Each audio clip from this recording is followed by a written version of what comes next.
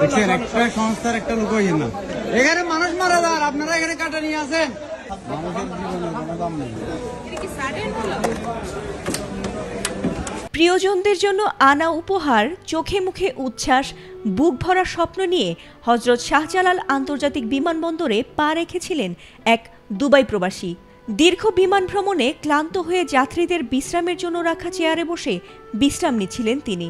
কিন্তু হঠাৎই সেখানে ঘটে এক অস্বাভাবিক ঘটনা, যাতে রীতিমতো ভিড় জমে যায় হযরত শাহজালাল আন্তর্জাতিক বিমানবন্দরে। আর সেই মর্মান্তিক ভিডিও ভাইরাল হয়েছে সামাজিক মাধ্যমগুলোতে। কি ছিল সেই ভিডিওতে? বিদেশের মাটিতে বছরের পর বছর হাড় ভাঙা খাটুনির পর প্রিয়জনদের কাছে ফিরতে মুখিয়ে থাকেন হাজারো প্রবাসী। দীর্ঘ বিমান ভ্রমণে ক্লান্ত হয়ে অনেকে একটু জিরিয়ে নিতে বসেন বিমানবন্দরের ওয়েটিং চেয়ারে।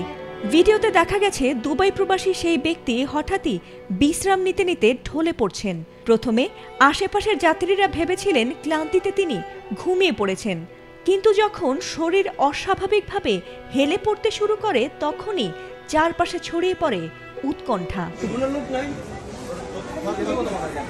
এ সময় উপস্থিত যাত্রীরা তার প্রাণ বাঁচাতে মরিয়া হয়ে ছুটে এসেছিলেন। ওয়ালটন এখন দেশের সীমানা পেরিয়ে পৌঁছে গিয়েছে 50টিরও বেশি দেশে। ওয়ালটন, ঘরে ঘরে বিশ্বজুড়ে। কেউ তার শার্টের বোতাম খুলে সিপিআর দিচ্ছিলেন, আর কেউ পানি ছিটাচ্ছিলেন, আর কেউ বা হাত পা মালিশ করছিলেন। এমনকি ভিড়ের ভেতর থেকে একজন অসহায়ভাবে চিৎকার করে ডাক্তারও খুঁজে চলেছিলেন। কিন্তু সেই ডাক যেন হারিয়ে গেছে বিমানবন্দরের অব্যবস্থাপনায়। বহুক্ষণ পর স্বাস্থ্য বিভাগের কর্মীরা সেখানে পৌঁছলেও ততক্ষণে সময় ফুরিয়ে গেছে। তার বহু আগেই সব স্বপ্নকে পেছনে ফেলে মৃত্যুর কোলে ঢলে পড়েছিলেন সেই ব্যক্তি। এমনকি তার নাম, পরিচয় কিংবা কত বছর পর দেশে ফেরা কিছুই জানা যায়নি।